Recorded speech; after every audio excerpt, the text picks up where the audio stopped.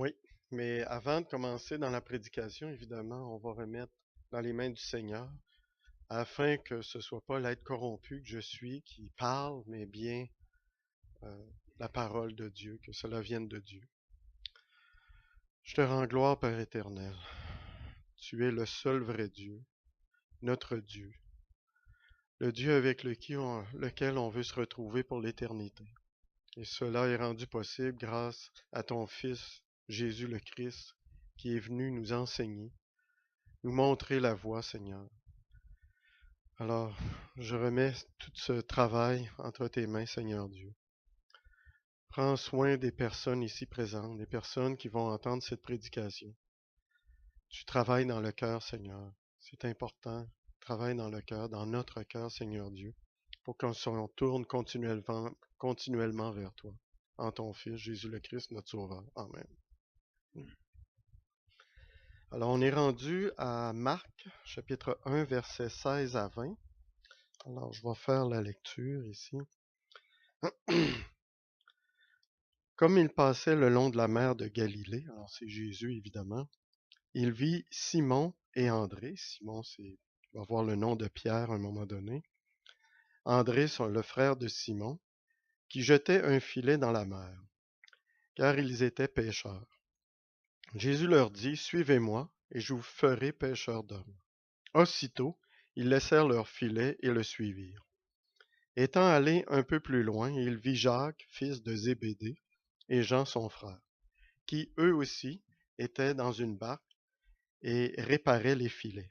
Aussitôt, il les appela, et laissant leur père Zébédée dans la barque avec les ouvriers, ils le suivirent. On voit quelque chose de spécial ici.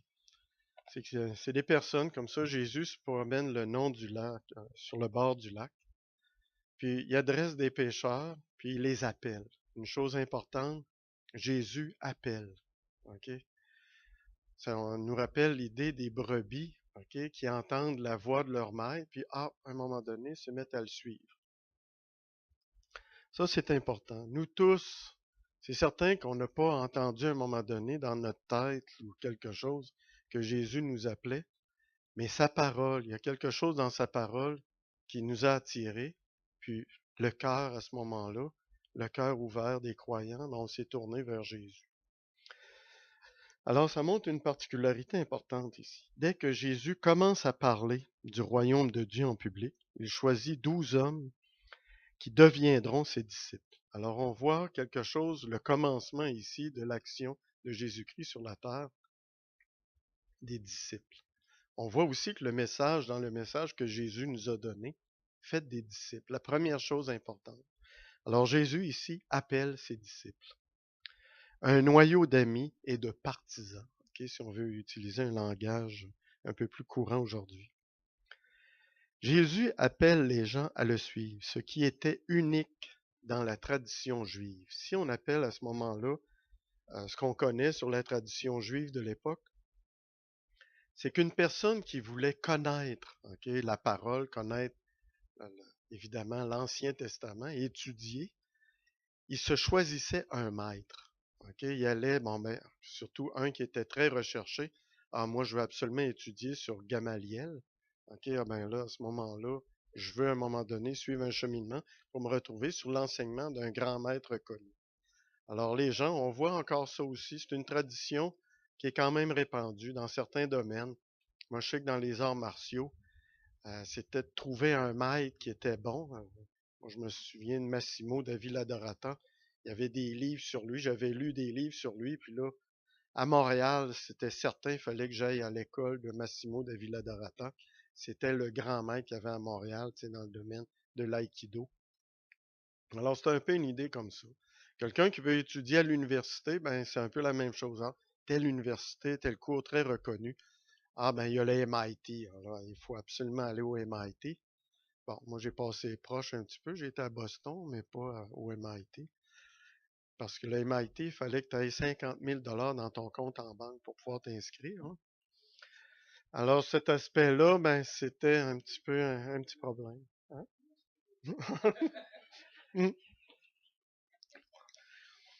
Alors, cet aspect-là, c'est quelque chose de particulier. C'est un maître qui vient te chercher. Jésus, il vient choisir, il vient appeler comme tel. Déjà là, on voit que c'est pas une pensée humaine, c'est pas une façon de faire humaine qui est à l'action comme telle. Alors, Jésus appelle. Bon, ceux qui voulaient apprendre cherchaient un rabbin et lui disaient, je veux étudier avec vous. Marc, il montre quelque chose de différent ici. Il nous montre que l'autorité de Jésus était tout à fait différente de celle des rabbins. OK? Ça ne marche pas par renommée. C'est un inconnu au début, Jésus. OK? Le seul message que les gens ont pu entendre, c'est Jean-Baptiste qui a annoncé, voici l'agneau de Dieu quand il l'a vu arriver. OK? Alors, il y a une chose importante, c'est qu'on ne peut pas avoir de relation personnelle avec Jésus sans qu'il nous appelle.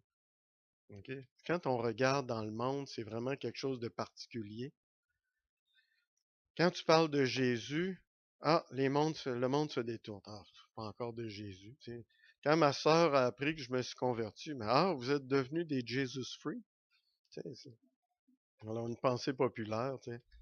Là, Louis est rentré dans une secte. Il est rentré là-dedans, puis là, il s'est converti, tu sais, alors que c'est totalement l'inverse. Moi, j'ai rejoint une secte après m'être converti. Alors, ça marche pas tout à fait selon sa façon de penser.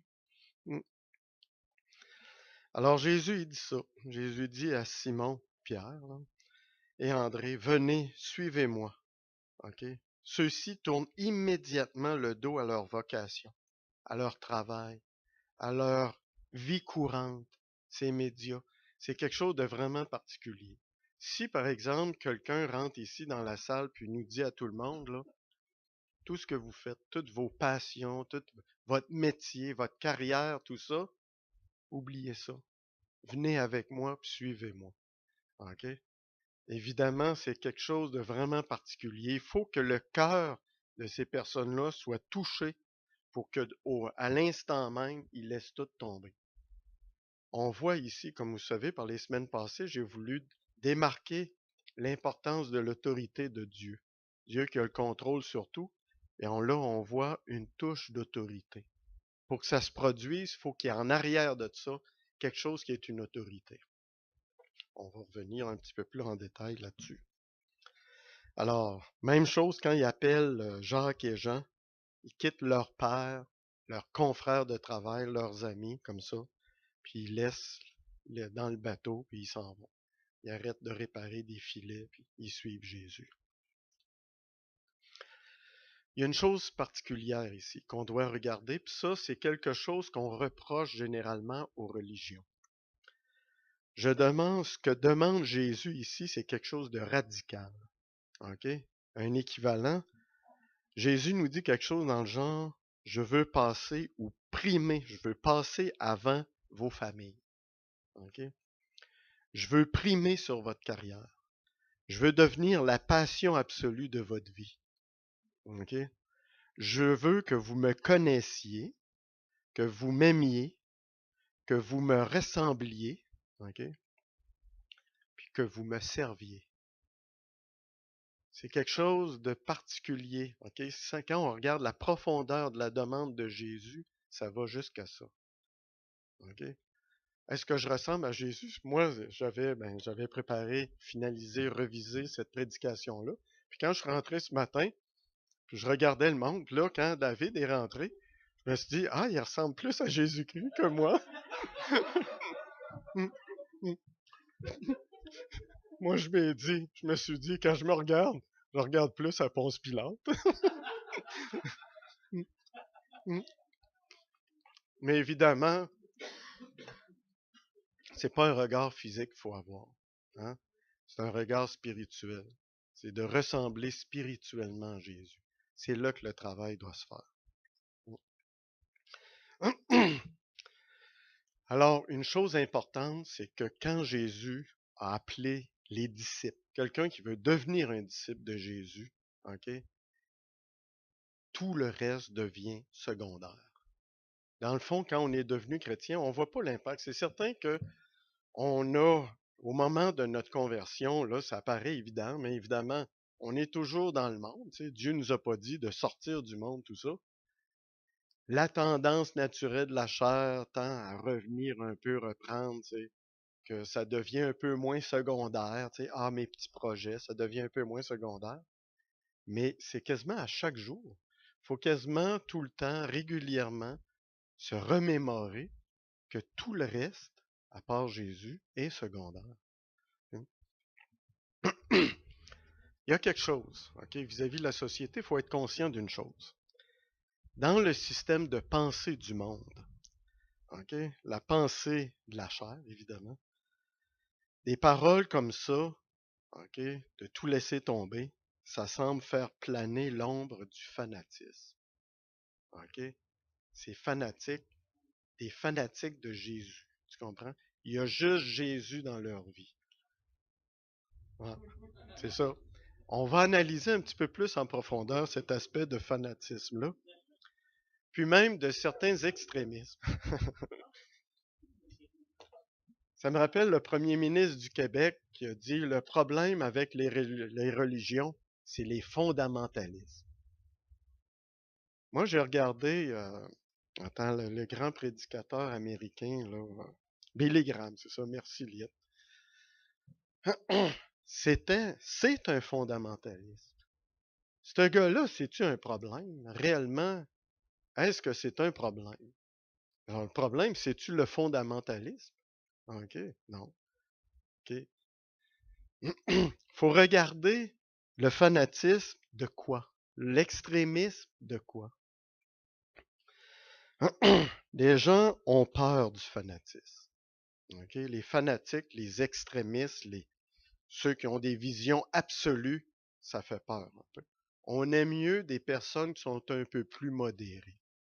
Tu sais, la tendance populaire du message, c'est bon dans la modération. Tu comprends? Trop de ça, c'est pas bon. Puis pas assez, ben, est-ce que c'est vraiment mieux? Tu comprends? Bon, les gens ont peur du fanatisme. Est-ce qu'ils ont raison? Oui. Oui. Parce qu'il faut regarder, c'est quoi qui est en arrière du fanatisme? Faut pas rester là, fanatique de quoi exactement? OK?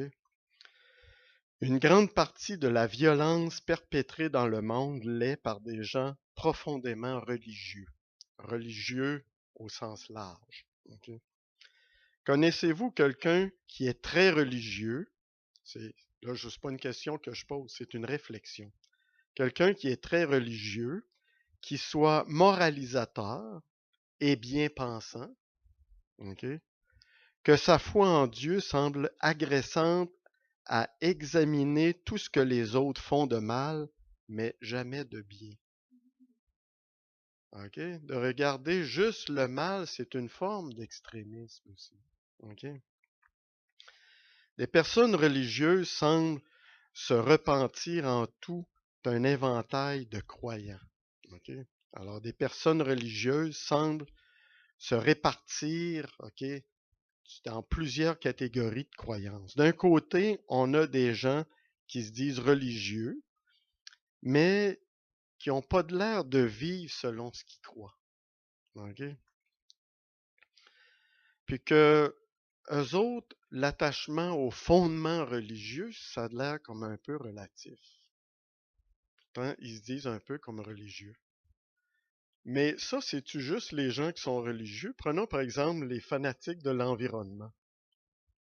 OK? On pourrait quasiment dire que ça ressemble à de l'extrémisme. Des gens qui sont là, qui te regardent. Eh, lui, il a un CUV. OK?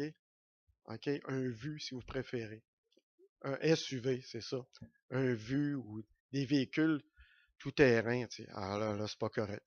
Moi, je me souviens, tu sais, dans mon dernier séminaire d'aïkido, j'avais un VU, puis là, j'avais été avec Liette en pleine forêt. J'avais roulé longtemps sur des chemins de terre pour venir pour le, le séminaire d'aïkido. Puis là, les gens, je les ai promenés sur l'heure du dîner, on avait été manger, puis là, on retournait. Là, ce qu'ils ont fait, ils ont regardé, ils avaient vu, qu'il y avait de la poussière sur mon vu. Ah, j'étais correct.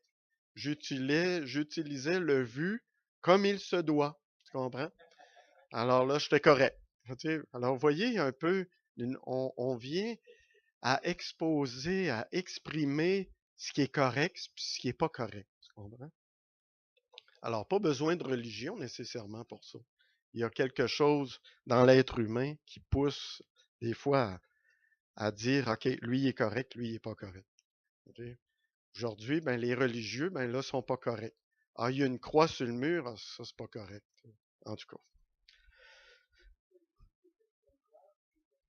Mhm. Mm, mm. Bon, c'est ça. Ben, ça revient à ce qu'on disait tantôt, tu sais, la modération. C'est-tu bon, la modération? On va regarder tantôt si Jésus, lui, c'est un modéré, mais en tout cas. Alors, puis d'un autre côté, il y a les fanatiques. OK? Ceux qui sont trop religieux. C'est trop, entre guillemets, là, qui croient et vivent leur foi à l'extrême. OK? Alors, c'est quoi la solution au fanatisme, si on voit le fanatisme comme étant un problème? Bon, alors il y a cet aspect-là de la modération. Pourquoi pas être au centre?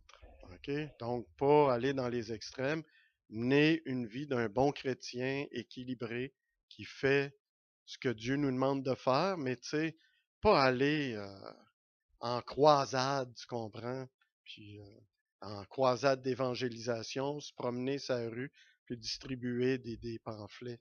Ça, c'est peut-être un petit peu trop extrême. Tu sais. Les Gédéons, peut-être, nous demandent de faire quelque chose d'un peu trop extrême. OK? En tout cas, c'est ce qu'on va regarder. Est-ce là la position du christianisme, d'être modéré? Dans l'évangile de Luc, Jésus adresse à une grande foule, OK, le message suivant. C'est dans Luc, chapitre 14, les versets 26 à 33. Je pense que ça vaut la peine de le lire au complet. Je ne vais pas perdre ma feuille ici. Alors, Luc, chapitre 14. Non, c'est parce que si je prends de l'eau, ça va augmenter les sécrétions. Merci beaucoup, Henri. OK, je suis rendu à 14, j'avais dit. OK, 13, 14. Bon. Alors, les versets 26 à 33.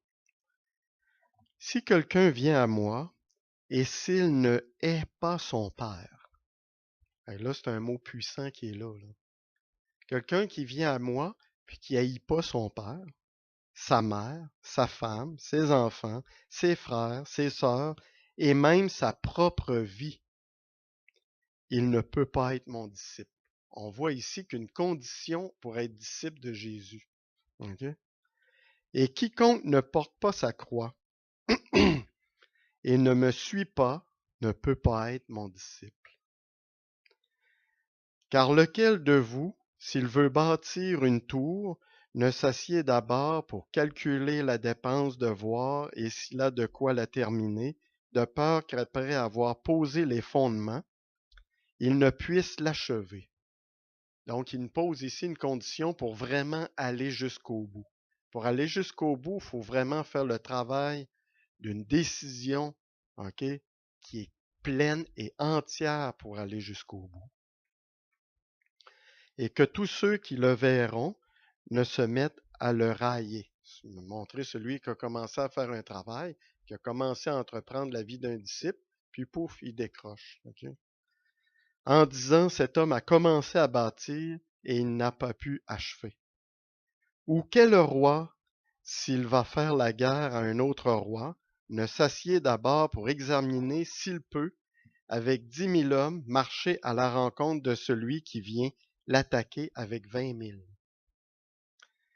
S'il ne le peut, tandis que cet autre roi est encore loin, il lui envoie une ambassade pour demander la paix. Okay? Ainsi donc, quiconque d'entre vous ne renonce pas à tout ce qu'il possède ne peut pas être mon disciple. Alors, carrément, Jésus, là, est vraiment en train de nous dire que c'est à l'extrême. C'est tout, puis tout le reste devient secondaire. Oui, Arnold.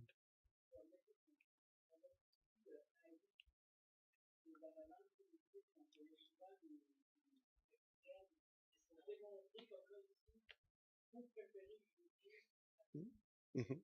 Ouais. Ouais. Ça, d'ailleurs, je vais y arriver. Je vais clarifier ce mot-là bien en détail, comment on doit le comprendre. OK. Alors, voilà ce que ça signifie de suivre Jésus. Jésus ne nous appelle pas à haïr de façon active. OK? Il nous demande pas de détester. Alors, il nous appelle à haïr de façon comparative. OK? Ça devient une comparaison. Mhm. Oui, OK. Mm, mm. C'est ça. Je veux que vous me suiviez, oui, je veux que vous me suiviez d'une manière tellement complète, OK, pour comprendre le sens de haïr ici. Je veux que vous me suiviez d'une manière tellement complète, tellement intense, tellement durable, que tout autre attachement, OK, dans votre vie aura l'air d'une haine en comparaison. OK? En comparaison, c'est comme si, franchement, ton père, tu le négliges complètement. Tu comprends? Il y a juste Jésus dans ta vie, tu sais, tout ça. Tu, tu l'aimes pas, ton père. OK, vous comprenez? C'est parce que l'engagement est, comme je le dis ici, tellement complète, tellement intense, tellement durable que tout autre attachement donne l'allure de la haine en comparaison. Donc, c'est une haine comparative. OK? Si Jésus nous appelle à le suivre, il doit être alors le seul objectif. C'est ça, être un disciple. Alors, il y a une chose ici qu'on démarque vis-à-vis aussi un aspect d'évangélisation puis de religion.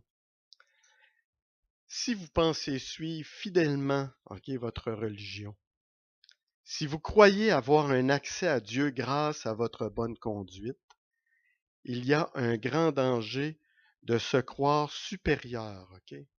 Si c'est par nos actions, tu comprends, versus religion. Action de la religion. Tu sais, moi, je suis quelqu'un de religieux, je fais, tu comprends, comparativement à l'Évangile, qui est tout simplement se donner complètement à Jésus-Christ. Il y a un danger. C'est comme croyant, à un moment donné, il y a une phase là à éviter, c'est de se comparer aux autres. De considérer que parce qu'on est des chrétiens, tu comprends, automatiquement, on est supérieur. On est mieux. OK? On est mieux que les autres religions parce qu'on est dans la gang de Jésus-Christ. Penser qu'on fait partie de la gang de Jésus-Christ, c'est pas ce qui fait qu'on est mieux. C'est Jésus-Christ qui, lui, nous transforme. Nous autres, on n'a pas grand-chose à voir là-dedans. OK? Alors, ça doit surtout pas être un élément, OK, de s'auto-évaluer comme supérieur. Ça, c'est un danger qu'il faut absolument éviter. Penser qu'un croyant est supérieur à un non-croyant fait qu'on s'éloigne des autres de la tâche à accomplir. OK? Ça me rappelle, quand j'ai revisé ça hier, je me suis rendu compte que, bon, Sylvain. Sylvain, c'est celui qui vient de l'Association des fermiers chrétiens, hier, à notre rencontre. Il a donné un bon exemple. C'est qu'il y a une activité, je me souviens plus de l'endroit, c'est le Festival du camion, des camionneurs. Ouais. Le- Ah, c'est ça, ouais. Festival du camion, oui, c'est ça. En tout cas, lui, il disait que cet endroit-là, là, c'était réputé pour une fête là, vraiment dévergondée. OK? Il disait que c'est pratiquement Sodome et Gomorrhe. Même au point que le maire de la ville voulait mettre fin à cette activité-là. OK? Puis là, Sylvain, il dit, ah ben là, il y a une activité, donc on va aller ouvrir un kiosque là. Là, il s'est fait dire par d'autres chrétiens, il dit, ben voyons donc, c'est corrompu au bout, t'es pas pour aller là. C'est Sodome et Gomorrhe. Ben là, Sylvain dit, ah ben c'est exactement là qu'il faut aller. OK? Mm. Alors, c'est ça. Voyez, on s'évalue pas supérieur comme tel. OK, on est trop digne pour aller là. Ça fait pas partie de la pensée d'un chrétien. OK? Mm. Alors, c'est ça. C'est la pensée de Christ. C'est là qu'ils en ont besoin. C'est les malades qui avaient besoin de Jésus-Christ. OK? Qui avaient besoin du médecin. Alors, c'est justement pour pas s'éloigner du travail qui est à accomplir. Il y a un travail qui est à accomplir, mais c'est justement, on est serviteur de Christ. On n'est pas plus digne, il faut aller les sauver, ces personnes. Il devient de plus en plus facile d'exclure si on a une pensée à se croire supérieure. D'exclure, de rejeter, d'haïr, puis de finalement opprimer. Ça, malheureusement, dans l'Église, c'est arrivé. Il y a eu des croyants qui ont tombé dans ce panneau-là. Puis ça, aujourd'hui, le problème, c'est que il y a des chrétiens, OK, qui sont jugés aujourd'hui par rapport à ça, en disant qu'il y a des actions qui ont été faites d'extermination. Puis souvent, ce qui arrive, c'est que l'extermination touchait d'autres chrétiens. Si on regarde, par exemple, le- justement, durant les croisades, le début des croisades. Vous savez, le premier village qui a été attaqué par des croisés, qui était dans le fond une gang de Soulons qui sont sortis de Constantinople, puis qui ont dit, ben nous autres, on va aller libérer la Terre Sainte. Ils sont arrivés dans un premier village, puis là, ils ont massacré tout le monde. OK? Dans ce village-là, c'était tous des chrétiens. Ah. Puis là, ce qui est arrivé, c'est que c'était un village qui appartenait à une principauté d'un roi musulman qui lui a décidé de les venger. Puis là, les musulmans sont venus après attaquer, tu comprends, des croisés. Là, c'est triste, mais c'est arrivé comme ça. Vous voyez qu'il y a l'action, c'était pas de l'action de vrais croyants. OK? C'était pas l'action de vrais chrétiens, de vrais disciples de Jésus-Christ qui n'ont pas renoncé à eux-mêmes, à leur façon de juger, de façon OK, qui ont décidé comment les choses devaient se passer, puis dans le fond, qui ont posé des gestes plus liés à la chair qu'à l'esprit comme tel.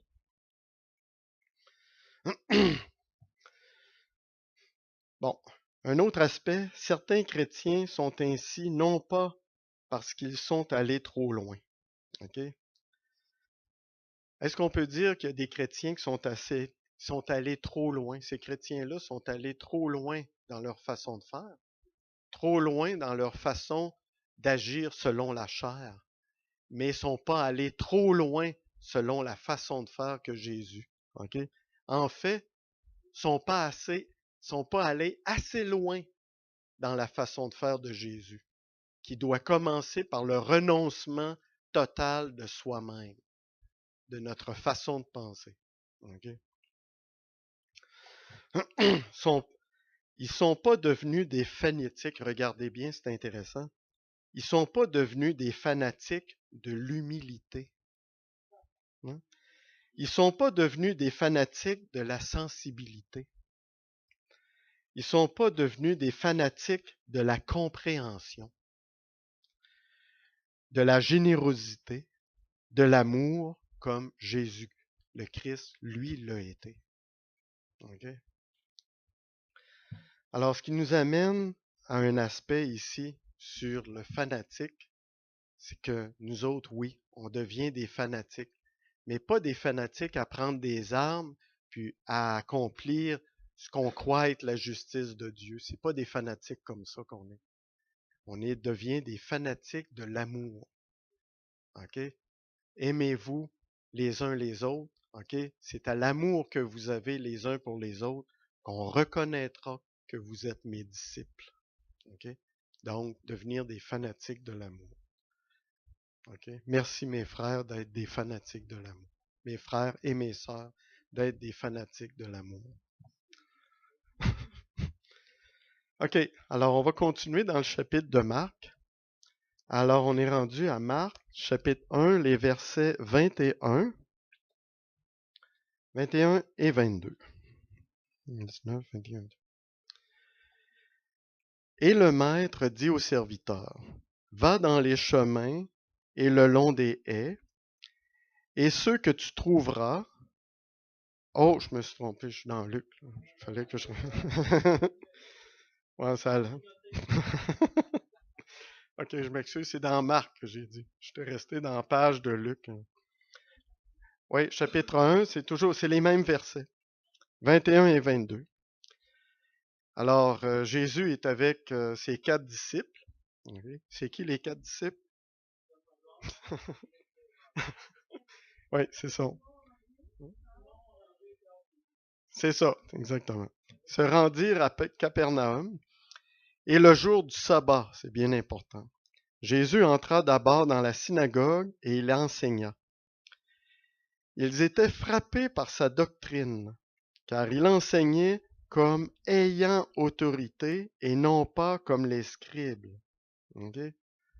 Alors là, Marc nous dit quelque chose de vraiment déterminant en ce qui concerne Jésus-Christ. Il enseigne pas comme quelqu'un qui a lu, ok, la parole, qui l'a étudiée de lui-même ou étudiée d'un autre professeur, tout, d'un autre enseignant. Puis que là, il enseigne suite peut-être à son étude, à sa réflexion, ses méditations. Mais Jésus, c'est particulier. C'est vraiment déterminant. Il enseigne comme ayant autorité. Le mot autorité ici implique quelque chose de très grand.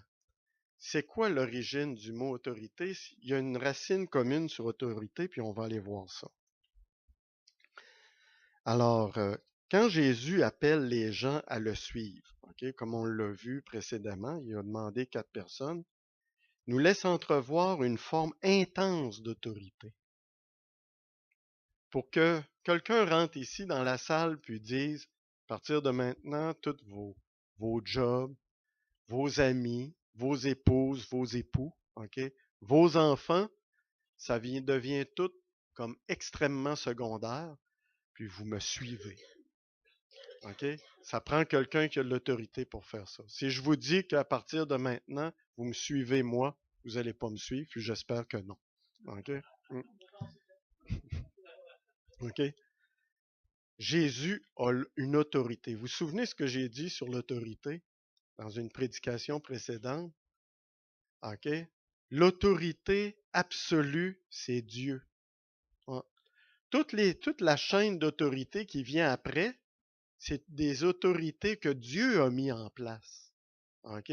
Puis il faut les respecter parce que c'est Dieu qui décide qui prend une forme d'autorité. Prenons un exemple d'un juge. Un juge, il a une autorité vis-à-vis de la loi. OK? C'est une autorité. Je passe en procès, puis là, il dit, OK, à partir de Louis, pour ce que tu as fait, tu vas en prison pour 3 ans. OK? Il a l'autorité de le faire. Qu'est-ce qui va se passer si moi, je veux pas faire ça? Ah, il y a 2, 3 policiers qui vont arriver, ils vont me prendre par les bras. Ah ouais, tu y vas en prison. OK? Il y a l'autorité, puis les forces constabulaires sont là pour exercer la force associée avec cette autorité-là. Mais prenez le juge, le même juge tout seul, tout d'un coup, tous les policiers disparaissent. OK? Le pouvoir constabulaire, il disparaît. Exactement. Donc, à ce moment-là, le juge, il dit, ben Louis, tu vas en prison. Là, je dis, monsieur le juge, non, j'y vais pas. Le juge, va-tu se battre avec moi pour m'amener en prison? OK? Non. Alors, voyez qu'il y a quelque chose qui est important, c'est l'autorité et la puissance qui vient avec l'autorité. Dieu veut qu'il y ait des forces constabulaires pour que la loi soit respectée. OK? Tout ça est mis en place parce qu'on sait que Dieu a un contrôle absolu en tout. Alors, c'est certain que cette structure-là a l'autorité, il y a l'autorité qui est là et la puissance associée avec l'autorité. Jésus, il n'y avait pas évidemment des policiers ou des bouncers qui le suivaient puis qui disaient, OK, Simon, là, tu viens avec moi, puis le bouncer ramasse par le bras, puis ouais, tu viens. Ouais, c'est ça. Alors évidemment, Jésus, lui, n'a pas besoin de ça, parce qu'il y a une puissance invisible, OK? C'est comme, tantôt, on en parlait de l'aspect du physique. On voit le physique. Le physique, on le réalise. On voit les policiers qui sont là, on voit leurs armes à feu, puis il dit, ah non, ici, il sort son arme à feu, tu sais. C'est drôle comme l'effet d'une arme à feu transforme des gens en non, moi, j'ai pas peur de ça, la police. Là. Le policier sort son policier, puis il te pointe ça sur toi. Ah, ah, oui, là, tout d'un coup, les jambes se mettent à trembler. Ah, oui, oui. Alors là, tout simplement, ça a un effet. OK? Alors, il y a l'autorité qui est là, puis il y a une force spirituelle qu'on ne voit pas, qui est là, présente, qui a touché le cœur de ces personnes-là. Oui, on le suit, Jésus. OK? C'est comme le moment de la conversion, c'est ça. On réalise où on s'en va parce qu'on est perdu. Puis là, on sait qu'il y a une voie qui s'ouvre, il y a une porte qui s'ouvre, là, avec une lumière qui est là. Ah oui, je la prends, cette porte-là. Hein. Moi, je veux pas rester ici parce qu'ici, je vais me sentir très mal pour l'éternité. OK? Alors, il y a quelque chose de spirituel, une force spirituelle en arrière de l'autorité. OK? La puissance de l'éternel. OK. Alors, lorsque Jésus appelle les gens à le suivre, nous laisse entrevoir une forme intense d'autorité, mais dans ces deux derniers versets, il y a plus. C'est ici la première fois que Marc emploie le terme autorité, mot qui signifie qui sort de l'original, qui vient de l'original, de la substance originelle. OK? Alors, auteur, autorité, ça a la même source, qui vient de la substance originelle, de la cause originelle, de l'auteur. OK? Dieu est l'auteur de l'autorité. Alors, quand Jésus enseigne, c'est exactement comme quelqu'un. Mettons que moi, j'ai écrit un livre. OK? Moi, je serais bon peut-être pour écrire un livre en électronique, là, puis tout ça. Puis là, ben, tout le monde, c'est un best-seller. Louis a écrit un livre, un best-seller. Là, quelqu'un prend le livre de Louis, comme les livres que je prends de Timothy Keller. Puis là, ben, moi, j'enseigne ça, mais moi, j'ai pas l'autorité parce que je suis pas l'auteur. OK? C'est tout simplement une autorité un peu comme dérivée, mais c'est pas l'autorité. L'auteur, Louis, son livre en électronique, il est l'auteur, il vient nous montrer quelque chose avec son livre. Il est l'auteur, il est l'autorité. Tu comprends? Ben, quand Jésus enseigne dans la synagogue, c'est lui l'auteur de la parole. Tu comprends? Il est Dieu. Alors, il enseigne avec l'autorité qu'a l'auteur de la parole. Oui. Oui, c'est ça. Absolument, c'est ça. Alors, toujours garder qu'il y a des autorités. Il y a l'autorité absolue, qui est Dieu. Tu comprends? C'est la Trinité. Puis à ce moment-là, il y a des autorités dérivées, des pasteurs, tout ça. OK? Puis là, ce qu'il y a d'intéressant, c'est que l'Esprit de Dieu est là pour s'assurer, tu comprends, que ce soit la vérité qui soit dite, qui soit exprimée. S'il y a quelque chose qui passe un peu à côté de la vérité, ah, tu vas voir tout de suite une autre autorité qui va arriver puis qui va remettre les pendules à l'heure. OK? Alors, le mensonge reste pas là indéfiniment. Le mensonge ne sera pas là éternellement. OK? La vérité, elle, va être là pour l'éternité. Alors, l'autorité, la même racine que le mot auteur. Marc veut faire comprendre quelque chose d'important. Jésus enseigne avec autorité de l'auteur de la parole. Une autorité qui trouve sa source à l'origine, OK, de la parole. Son auditoire sentait qu'il leur expliquait l'histoire de leur vie en tant qu'auteur. Hein? Ça serait le fun d'entendre ici quelqu'un qui nous parle, puis c'est celui qui nous a fait, qui nous a créés, qui nous connaît parfaitement. Ça serait vraiment différent. OK? Un jour, on va l'entendre directement. OK? Ça va être extraordinaire. L'auteur de notre réalité. Son auditoire sentait qu'il leur expliquait l'histoire de leur vie en tant qu'auteur et ils en étaient stupéfaits. On va aller voir un petit peu plus loin à Marc 1,23. Voilà, je ne sais pas que je me trompe, Marc 1,23, donc c'est la suite. Il se trouva dans leur synagogue un homme qui avait un esprit impur et qui s'écria, qu'y a-t-il entre nous et toi, Jésus de Nazareth? Tu es venu pour nous perdre. Tu sais qui tu es, le Saint de Dieu. Jésus le menaça, disant, tais-toi et sors de cet homme. Et l'esprit impur sortit de cet homme en l'agitant avec violence et en poussant un grand cri. Tous furent saisis de stupéfaction, de sorte qu'ils se demandaient les uns aux autres, qu'est-ce que ceci? Une nouvelle doctrine?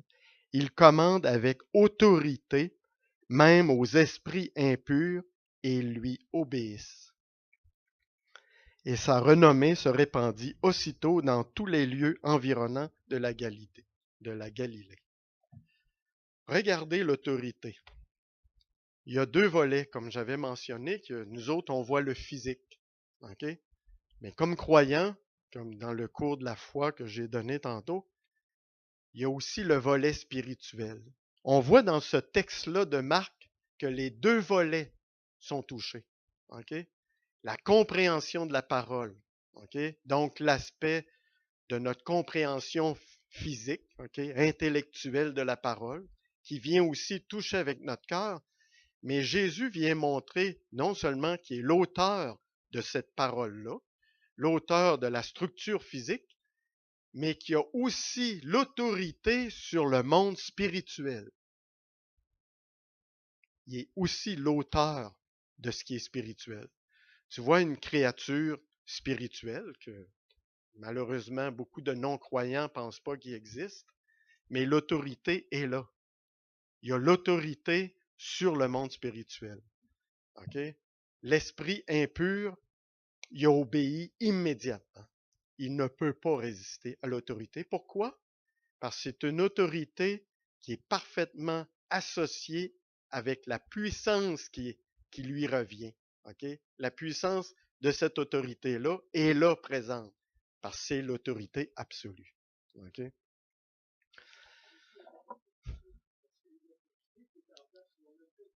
Ouais, c'est ça. C'est ça. Le regard de l'esprit, tu comprends? Quand on disait tantôt, moi je crois dans ce que je vois. OK? Pensez-vous qu'ils voient toute la réalité de tout ce qui existe? Sont limités à uniquement l'aspect physique de la réalité. Comme la science. Il y en a qui disent, ah, la science a démontré que Dieu n'existe pas. Complètement aberrant. Ça n'a absolument aucun sens. Une personne qui dit ça n'a aucune idée de ce qu'est la réalité.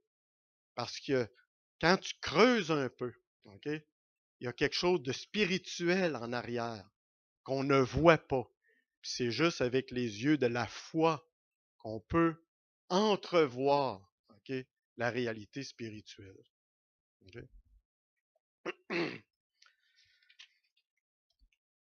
Alors, il y a un aspect ici qu'il faut noter en ce qui concerne l'esprit impur.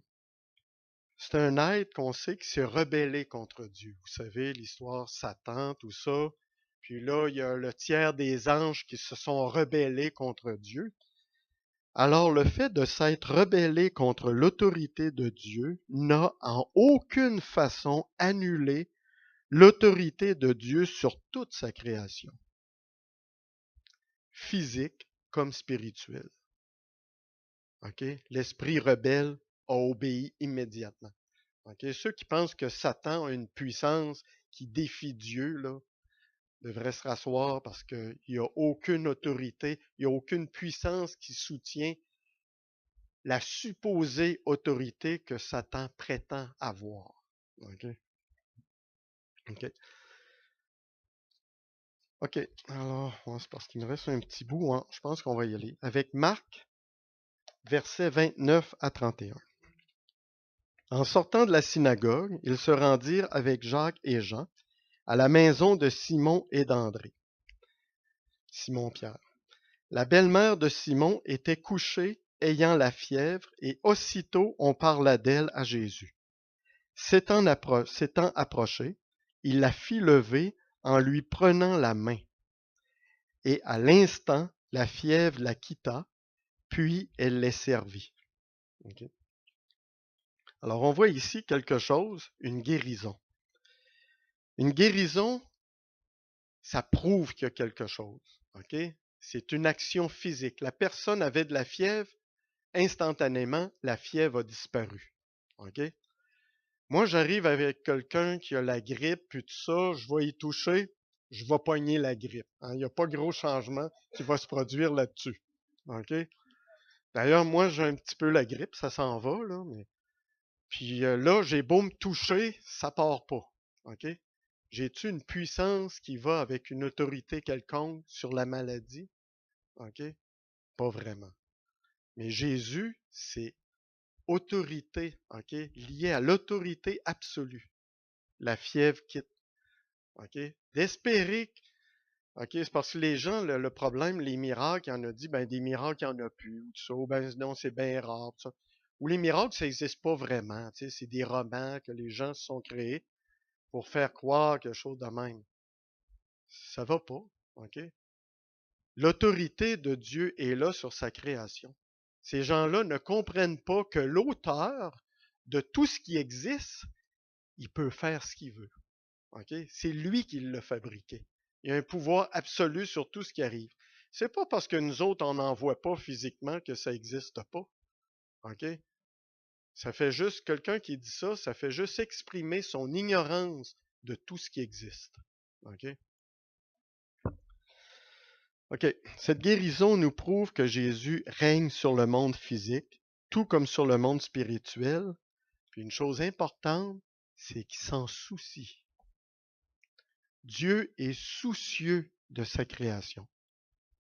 Il pose pas ici un geste, tu comprends, banal. Ah, tu souffres, ah ben, regarde, tiens, pour l'instant que tu nous serves, là, tiens, je te guéris, puis après ça, ben, tu retomberas malade, tu retourneras te coucher.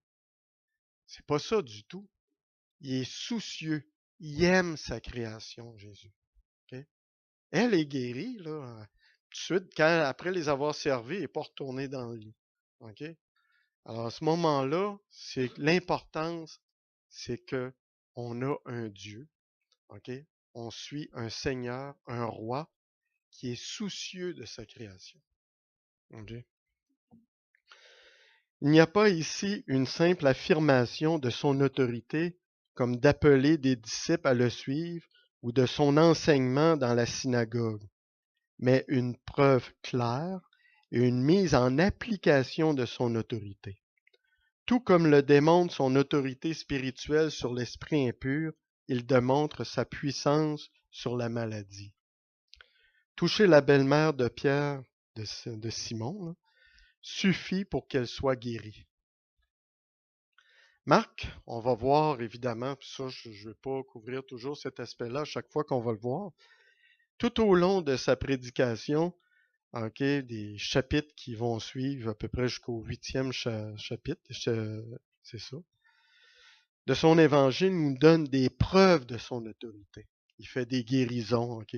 Il touche des personnes qui sont aveugles, des personnes qui sont touchées par la lèpre, OK?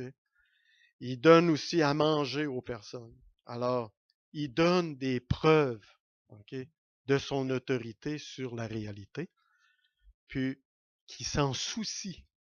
C'est des guérisons qu'il fait. OK? C'est pas, il arrive pas une personne qui a un tel problème, tout de suite, la personne est désintégrée, des choses en même. Il n'y a rien de ça dans l'Évangile, OK, qui nous présente Jésus. Jésus est là pour montrer qu'il y a une autorité complète sur toute la réalité et qui s'en soucie. C'est un Dieu qui nous aime, qui aime, OK, sa création. Venez, suivez-moi, nous dit Jésus. Suivez-moi parce que je suis le roi que vous cherchez. Suivez-moi parce que j'ai autorité sur toute chose et pourtant je me suis humilié pour vous, parce que je suis mort sur la croix pour vous. Je suis ressuscité pour vous.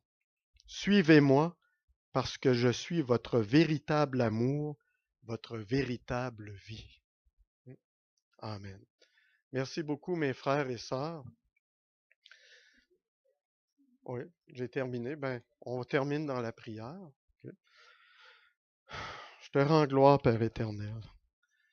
Merci Seigneur Dieu pour ta parole. Merci pour ce message d'amour. Merci de te révéler, Dieu puissant, en ton Père, ton Fils et ton Esprit, Seigneur Dieu. En Jésus, le Christ, notre Sauveur. Amen.